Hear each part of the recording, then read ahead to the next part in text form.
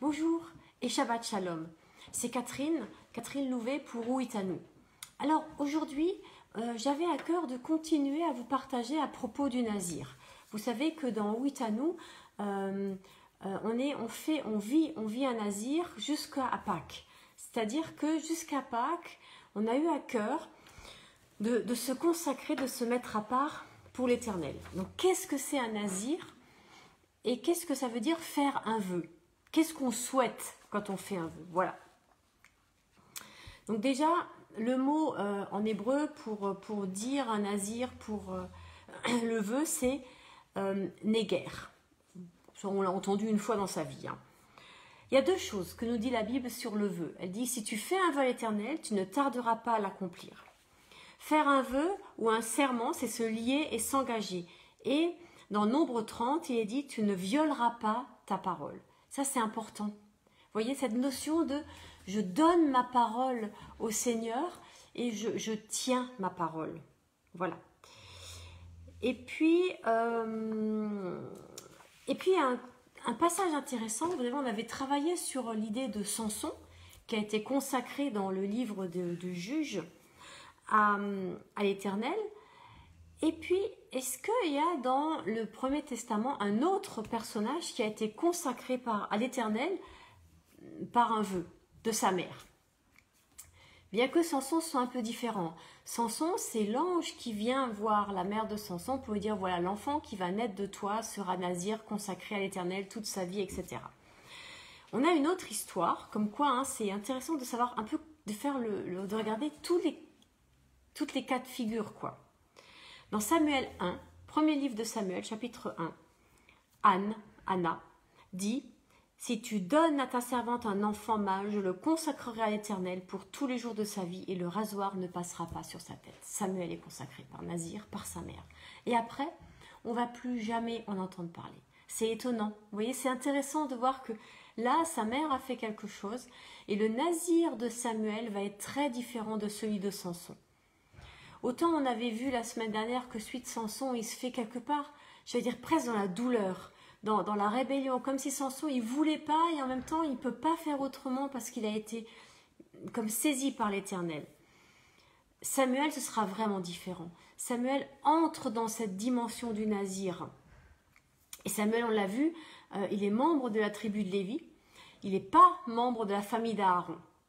Et il y a une espèce c'est pas super clair, parce qu'il va prendre la suite d'Élie, mais il ne peut pas en théorie, parce qu'il n'est pas membre de la famille d'Aaron, donc il ne peut pas être prêtre. Et pourtant, il va occuper ces fonctions-là, vous voyez. Et en même temps, il va être prophète, et en même temps, il va être juge. Et là, c'est très intéressant de voir que le livre de Samuel va être construit sur l'idée de séparer les fonctions, pour que les choses puisse être pleine. Vous voyez, Dieu, est-ce que Dieu est un Dieu qui sépare? Oui. Est-ce que Dieu est un Dieu qui divise? Non. Mais la séparation est bien une division. Vous voyez, séparer, la différence entre la séparation et la division, c'est que quand Dieu sépare les choses, eh bien les deux, c'est toujours en deux. Le mot séparer induit que c'est par deux, que c'est en deux parties, pour que les deux parties prennent pleinement leur place. Par exemple, le jour et la nuit, le ciel et la terre, l'eau d'en haut et l'eau d'en bas. Vous voyez, toutes ces choses que Dieu sépare. Pour que chacune prenne pleinement sa place. Ça, c'est quand Dieu sépare. La division, eh bien, c'est quand... comment dire? La division, finalement, elle se situe plus du côté de l'homme, de l'humain. Quand, par exemple, on va nous dire que... la terre fut divisée, que les hommes se divisèrent. Vous voyez, ça c'est pas de Dieu. Mais il faut faire attention parce que Dieu va aussi être celui qui envoie. Regardez dans le livre des Actes. Voilà, ils sont tous à Jérusalem, ils écoutent la parole, ils sont proches du Seigneur. Et pourtant Dieu va permettre une persécution pour les envoyer. Vous voyez, pour les diviser, les séparer, pour qu'ils continuent de propager l'évangile partout jusqu'aux extrémités de la terre. Donc, vous entendez l'idée? C'est que Dieu, oui, il peut faire des choses qui, de notre point de vue, ont l'air de ne pas relever de l'unité, et qui pourtant sont faites pour que le royaume soit annoncé jusqu'aux extrémités de la terre. Maintenant, je crois que là où il y a de l'unité, ou là où on est appelé à être en unité, c'est en nous-mêmes, corps, âme et esprit. Et là, c'est important. C'est important parce que je crois qu'en ce moment, on est dans un moment difficile au niveau de la foi et je crois que là, il faut que des choses, presque des concepts, soient clairs. Vous voyez, que ce soit sans émotion, posé, froidement. L'esprit, mon esprit, est cette part de l'humain qui est en connexion avec le Saint-Esprit, ou pas d'ailleurs. Mais quand mon esprit a été rempli du Saint-Esprit, il est comme une bougie avec une flamme qui brûle. Et c'est un peu l'idée aussi de Shabbat, hein, de rallumer la flamme. Mais c'est l'esprit, c'est mon esprit qui doit être connecté à l'esprit de Dieu et qui, au fond, l'esprit de Dieu, c'est la locomotive, mon esprit, c'est le premier wagon. Le deuxième wagon serait l'âme. L'âme, les émotions, l'intelligence qui ont besoin d'être nourries. Et c'est là qu'on va faire des études bibliques, puis certains de la théologie, pour aller plus loin, pour aller plus en profondeur dans la parole. Vous savez, ce qui a perduré dans l'histoire d'Israël, ce sont les yeshivot. Le temple a été détruit. En 70 après Jésus-Christ, le temple est détruit. Mais pas le judaïsme. Vous voyez, ça c'est intéressant, c'est important de voir que toute la partie cultuelle, le culte, les sacrifices, tout ça, c'est terminé, a été détruit. Et pourtant, Israël a continué à grandir et à vivre. Pourquoi? Parce que ça les a obligés à s'enraciner dans la parole. Et là, les yeshivot sont nés. Yeshivot, c'est le pluriel de yeshiva, hein, tout simplement. Et elles sont nées, et là, les gens, les uns et les autres, ont vraiment appris, reçu la parole, travaillé la parole. Et cette parole de Dieu, cette parole de vie a travaillé leur cœur. Vous voyez?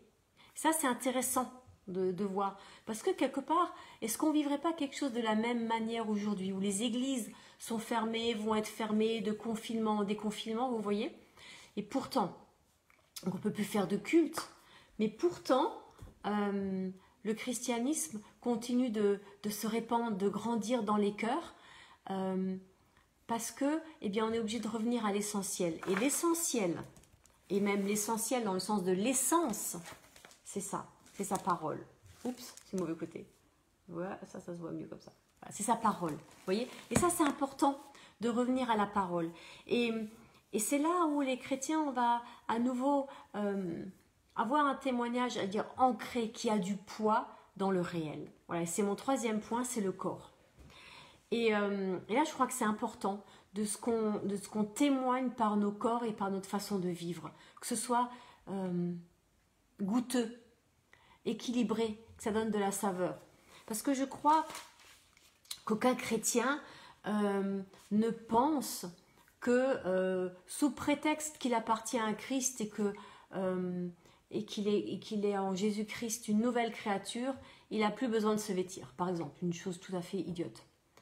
Eh bien, il en va de même. On est appelé à prendre soin de notre corps. Et vous savez, comme je l'ai déjà dit, j'ai démarré une activité pour vivre parce que l'Église ne peut pas me payer et que c'est pas bien de mettre les gens en difficulté. Donc voilà, je travaille. Je fais comme Paul. C'est pas du tout. Il n'y a pas d'honneur dans ça. Hein, c'est juste un besoin, c'est une nécessité. Donc je couds des tentes. Mon cousage de tente, c'est de vendre des produits, des compléments alimentaires. Parce que je crois que la terre est épuisée et que de ce fait, elle ne peut plus permettre à ce que les aliments nous apportent tout ce dont nos corps ont besoin.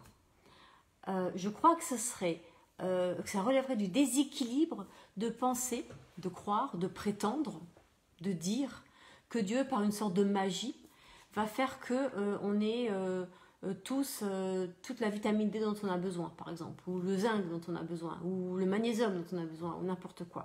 Qu'à un moment, il faut que, voilà, c'est physique, c'est matériel. Il va falloir se nourrir proprement pour que nos corps fonctionnent proprement, pour qu'ils soient les temples que le Saint-Esprit peut venir habiter. Et dans ces temples que le Saint-Esprit habite, que le lieu saint, nos âmes, soient des lieux équilibrés entre l'intelligence, entre les émotions, entre la louange, entre l'étude de la parole. Vous voyez, tous ces équilibres-là. Eh bien, il n'y a pas de magie. Et je crois que le christianisme d'aujourd'hui, les croyants d'aujourd'hui doivent sortir de la magie et vivre des choses équilibrées. Alors l'autre jour, j'ai eu un retour formidable. J'ai vendu une huile essentielle qui a aidé une personne à régler son problème de migraine. Et elle m'en a encore fait témoigner aujourd'hui à quel point ça lui faisait du bien. Et quelqu'un a dit « Oh, mais Dieu, il peut la guérir. » Sauf que cette femme est croyante. Et elle croit et elle prie. Et en l'occurrence, eh bien, Dieu, il n'a pas guéri. Et les huiles essentielles l'ont aidée, voilà, à se sentir mieux. Alors, une question, est-ce qu'il valait mieux qu'elle continue à prendre du Doliprane et à s'empoisonner, parce que l'air de rien, ça reste un médicament, ça reste chimique, ou est-ce que les huiles essentielles, qui sont des produits naturels, c'est pas mieux quand même? Vous voyez, je crois qu'à un moment, il faut avoir du bon sens. Parce que c'est important. Parce que quand on manque de bon sens, eh bien, on se retrouve avec des ministres qui disent que le milieu évangélique est dangereux. Et je suis désolée de dire que quand on a des propos comme ça, en disant mais Dieu guérit tout, eh bien ça donne raison aux ministres. Voilà. Et ça c'est dommageable pour toute la chrétienté en fait. Pour tous les gens qui croient en Jésus Yeshua. Et c'est une condamnation. Moi j'ai vu dans des grands rassemblements, vous savez, une fois, ça arrive à tout le monde de voir ça, un grand ministère de guérison priait pour une petite fille sourde et muette. Et la petite fille n'a pas été guérie. Et le monsieur s'est tourné vers sa mère en accusant la maman. Non mais vous n'avez pas la foi. Pardon? Comment est-ce qu'on ose dire ça? Comment on peut juger de ça? Et j'aimerais rappeler que Jésus n'a pas guéri tout le monde. Rien qu'à la piscine de Bethsaïda, il en a guéri un seul. Jésus n'a pas guéri tout le monde. Et aujourd'hui encore, Jésus ne guérit pas tout le monde. Nick Vujirski, je dis mal son nom, qui me pardonne, ce monsieur qui a fait le tour du monde et que tout le monde connaît dans le milieu chrétien et qui a écrit plusieurs livres, eh bien ses bras et ses jambes, je suis navrée de le dire, n'ont pas repoussé. Et pourtant, il glorifie Dieu par sa vie, vous voyez.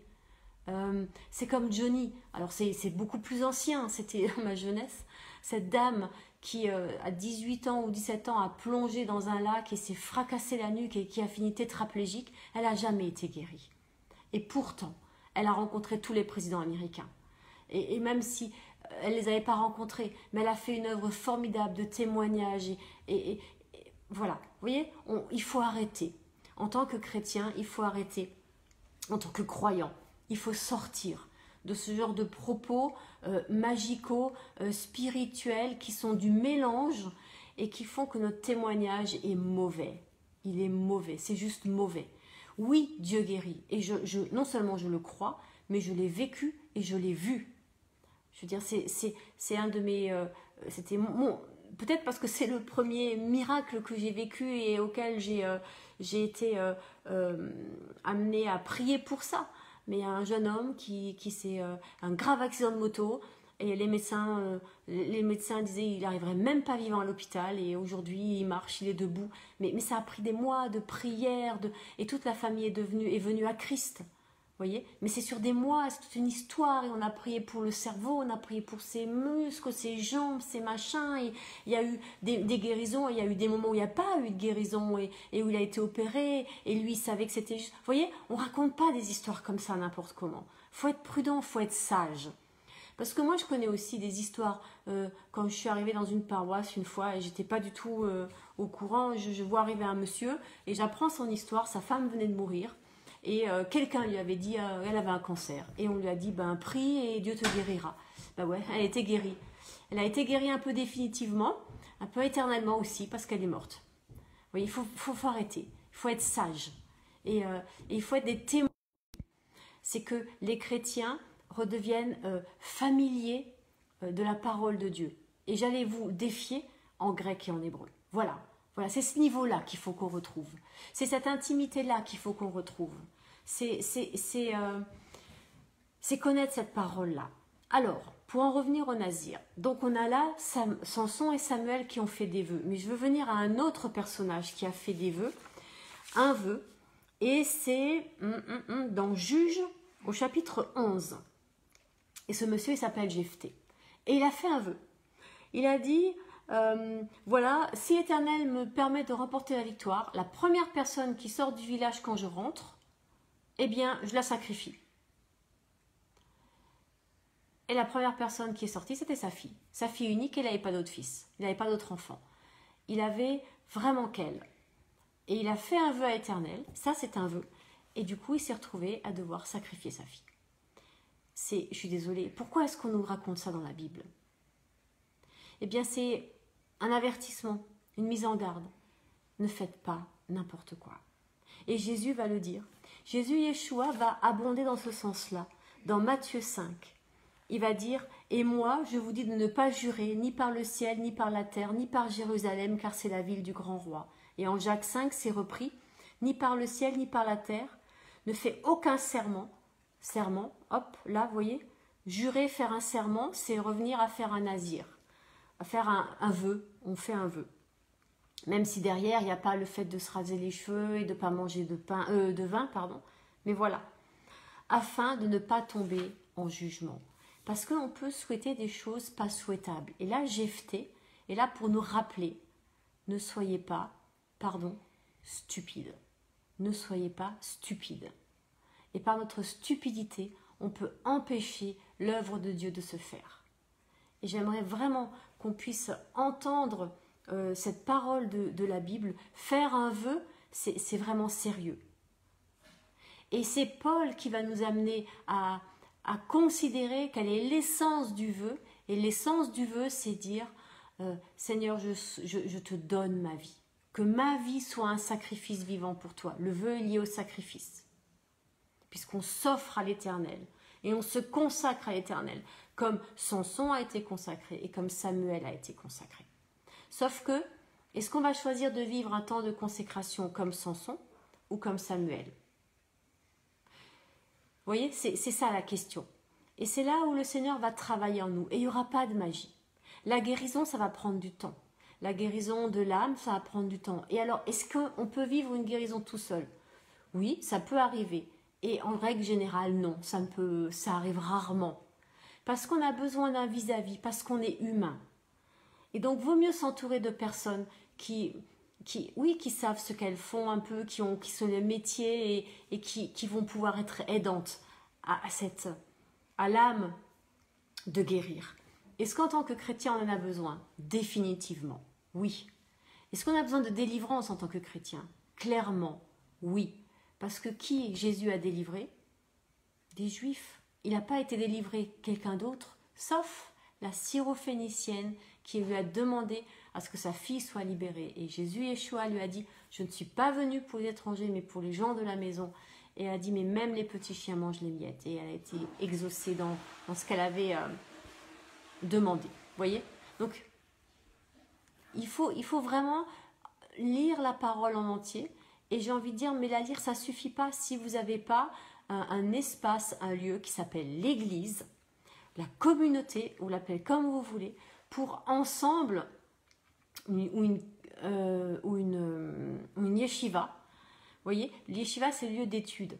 Et c'est vrai que, du fait que je suis juive et chrétienne, eh bien, j'ai toujours pensé que l'église doit être une école où on apprend les choses, où on apprend à être en cohérence, corps, âme et esprit.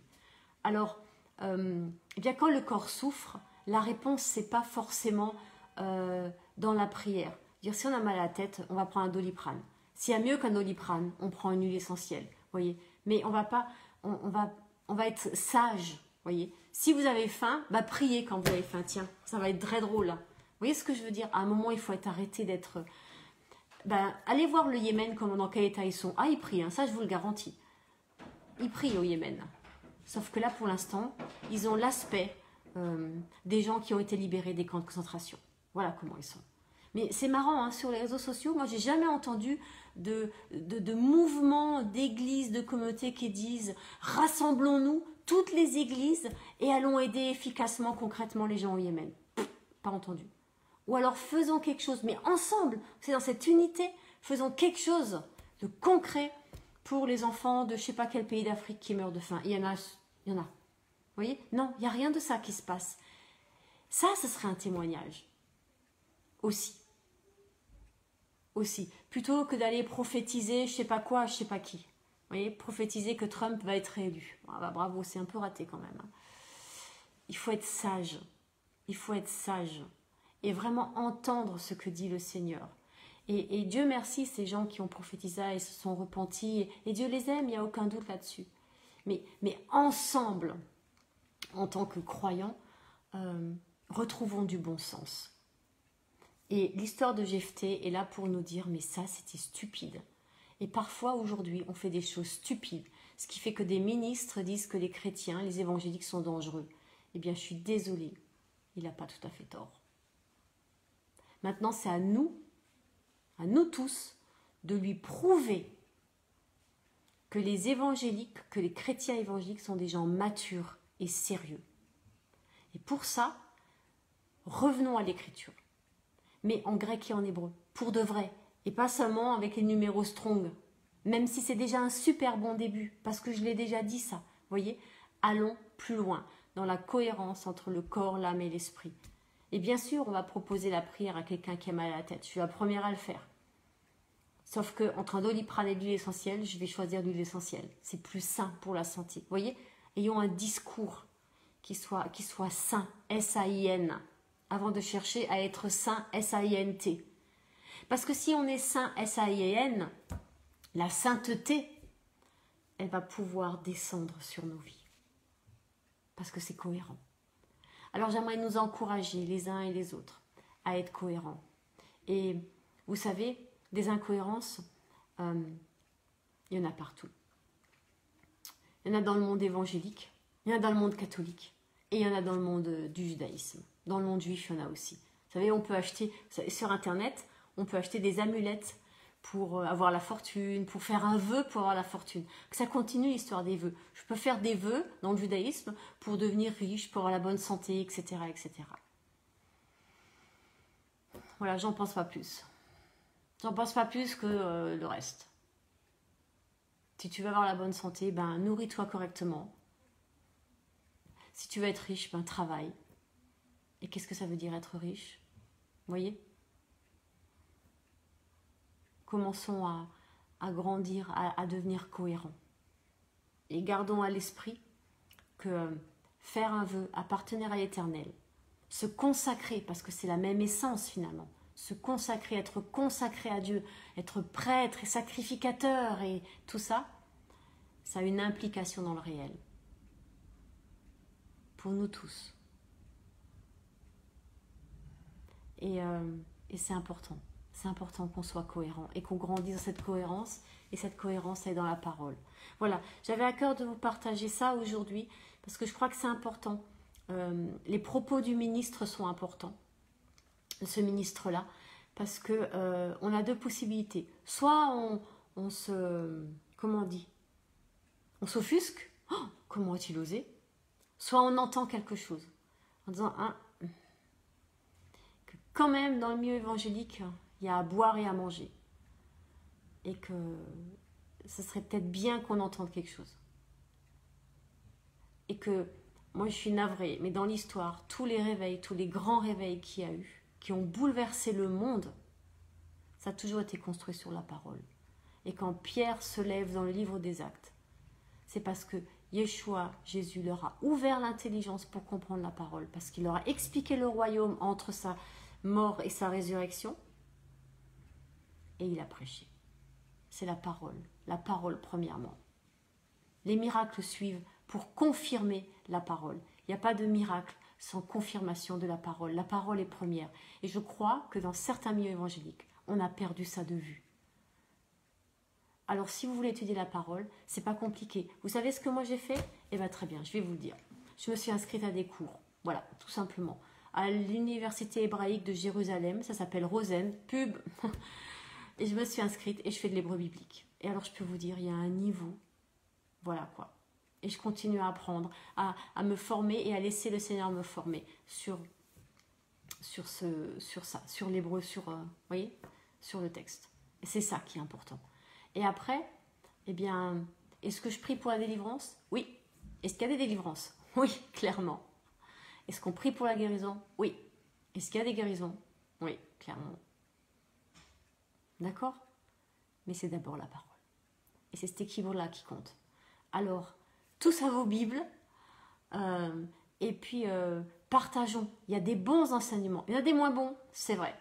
Mais quand on connaît les bons et quand on a goûté à la parole, on sait reconnaître ce qui est précieux de ce qui est vil. On sait reconnaître ce qui sonne juste de ce qui sonne faux. Lisons ensemble nos Bibles et laissons-nous enseigner à la fois les uns par les autres, ou en tout cas interpeller les uns par les autres, et des bons enseignements, des bons enseignants. Dieu merci, ça existe. Alors ne vous privez pas de cette bonne nourriture. Et oui, cette bonne nourriture nourrira votre esprit, apaisera votre âme et équilibrera votre corps. Mais vous verrez, quand vous aurez jeûné 40 jours, à un moment on a faim de nourriture. Et il faut être concret. Et Dieu a fait de nous des gens concrets. Et d'ailleurs dans Genèse, si vous relisez Genèse, il commence par créer le corps. Et après il met l'âme et l'esprit. Bisous. À tout à l'heure, 18h pour sortir de Shabbat.